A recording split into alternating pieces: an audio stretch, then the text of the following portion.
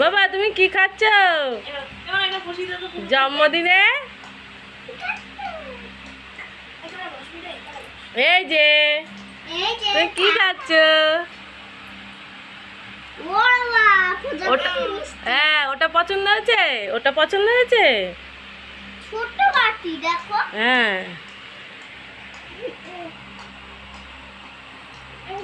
এই যে জন্মদিনে কি কি মেনু হয়েছে, ভাত হয়েছে, ওটা লাল শাক ভাজা, তারপরে চাল কুমড়ো ঘন্ট, ওই মুগ ডাল ফোড়ন দিয়ে, আর হচ্ছে আলু ভাজা, পটল ভাজা, বেগুন ভাজা, তারপরে হচ্ছে মাছ ভাজা, তারপরে হচ্ছে মুগের ডাল, এটা হচ্ছে মাছের ঝোল, এটা মাংস, এটা চাটনি, আর এটা হচ্ছে দই মিষ্টি।